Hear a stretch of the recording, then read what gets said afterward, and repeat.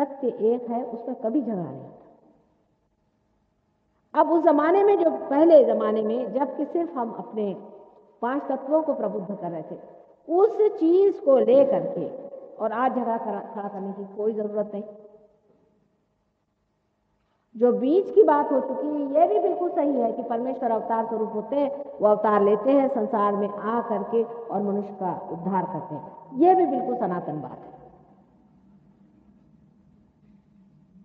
और यज्ञ करना भी सनातन बात है, जिसके कारण आप ये 5 एलिमेंट्स हैं अपने अंदर, उसकी शुद्धि करें।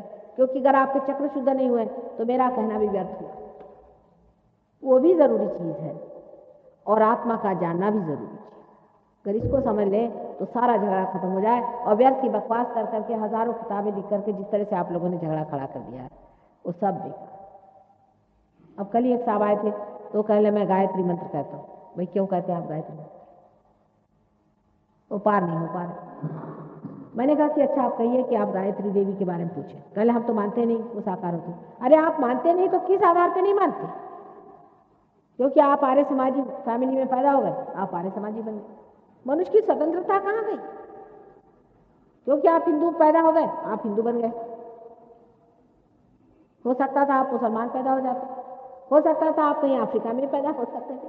जब आपका पुनर्जन्म है ही तो आप कहीं भी पैदा हुए होंगे। शायद हो सकता है आप पूर्व जन्म में बड़े कट्टर मुसलमान होंगे और आज बड़े कट्टर आप ब्राह्मण बने बैठे, हो सकता है।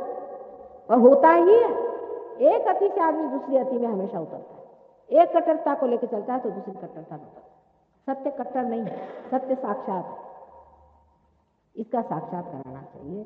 सूझबूझ इसमें है, सुज्ञता इसमें है, इसमें विस्तार कि वो जो सत्य है उसे हमें पाने का है, उसी को हमें लेने का है, और असत्य हम नहीं चाहते।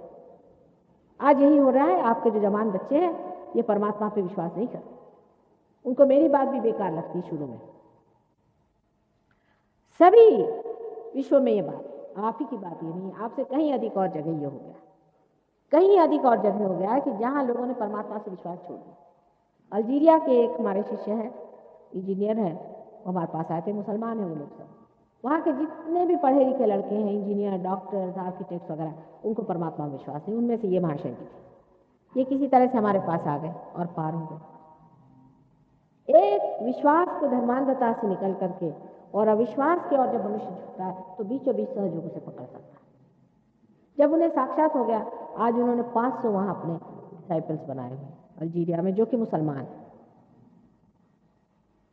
जो कि विष्णु की भी पूजा करते हैं और मोहम्मद को भी जानते हैं। इसलिए नहीं कि मैंने कहा है, उसके बगैर काम ही नहीं बनता। अगर आपके पेट के कैंसर है और अगर आप धर्मांध हैं तो आपको मोहम्मद साहब का नाम लेना पड़ेगा। आप नहीं लीजिएगा तो मैं ठीक नहीं कर सकती। और अगर आप मुसलमान हैं और आपको कैंसर है पेट का, तो आपको दत्तात्रेय जी का नाम लेना पड़ेगा और विष्णु जी का नाम लेना पड़ेगा, चाहे आप मुसलमान हो चाहे कोई। किसी का कोई ठेका नहीं होता है कि ये भगवान मेरे हैं, वो भगवान मेरे। उनको समझा नहीं, बूझा नहीं और बना लिया। अब तो धर्म का राजकारण जब बन गया तो अब तो भगवान ही बेचारे। जो लोग राजकारण में धर्म ला के बात करते हैं उनसे पूछे आप क्या धर्म के बारे में कुछ जानते भी हैं? धर्म का राजकारण नहीं बन सकता।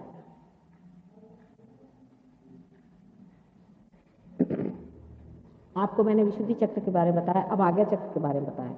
जब कुंडलिनी आज्ञा चक्र को छेदती है तब आप निर्विचार हो जाते हैं, निर्विचारिता आप में बैठ जाते। ये भी चक्र यहाँ बहुत पकड़ता है। पता नहीं क्यों आप क्षमाशील कम है। क्षमा करना चाहिए, क्षमाशील होना बहुत जरूरी है। क्योंकि अगर हम क्षमाशील नहीं तो परमात्मा भी हमें क्षमा नहीं करे। हमें बहुत तकलीफें होती हैं दुनिया में, माना है, लेकिन हमको क्षमा करना चाहिए। इससे परमात्मा भी हमें क्षमा करे। नहीं तो परमात्मा क्यों हमारी गलतियां क्षमा करेगा? इससे भी आज्ञा चक्र बहुत पकड़ता है। क्षमाशीलता बहुत जरूरी है। इसलिए मैं बार बार आपसे कहती हूँ कि आप सबको क्षमा कर दें, पूरी तरह से क्षमा करें। अंत में आपका चक्र जो है, जिसे सहस्त्रार कहते हैं, जो 1000 पेटल से बना हुआ है। डॉक्टर का भी झगड़ा कि 982 992 नाड़ियाँ हैं उनके हिसाब में, और इसको 1000 कहते हैं। अब यही लेके बैठे रहिए उनके साथ झगड़ा करके। 1000 पंखुड़ियाँ हैं, वो खुल जाती हैं कमल के जैसे। अनेक रंगों की पंखुड़ियाँ होती हैं, और जब ये खुल जाती है तब कुंडलिनी इसके अंदर से गुजर के और ब्रह्मरंध्र को छेद देती है। इसका नाम है ब्रह्मरंध्र।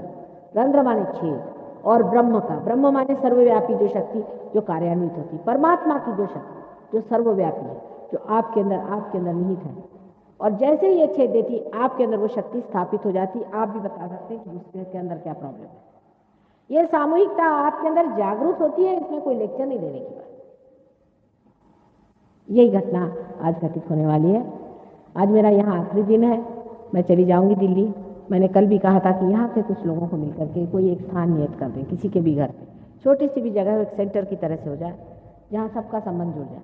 उसको बहुत बड़ी जगह की ज़रूरत नहीं, एक एड्रेस ऐसा हो जहाँ सब लोग मिले तो देहरादून का सेंटर चल जाएगा, और देहरादून में कार्य हो सकता है। और हम दिल्ली से भी लोगों को यहाँ भेज देंगे जो आ करके और इसके बारे में काफ़ी समझा के आपकी मदद करेंगे। अनेक तरह की बीमारियाँ इसमें ठीक हो जाती है, कैंसर की बीमारी, हर एक तरह की बीमारी ठीक हो जाती है। वो आपको भी सिखा देंगे, आप भी जागरूक हो जाइए, वो आपको भी प्रगति कर देंगे। लेकिन आज तक ऐसा एक्सपेरिमेंट हमने किया नहीं कि ऐसी जगह पहुँचे जहाँ कोई पहले से सहयोगी नहीं रहता। ये पहला ही एक्सपेरिमेंट है, और इसका कारण है कि हमारी नातिन जो है यहाँ स्कूल में एडमिटेड थी।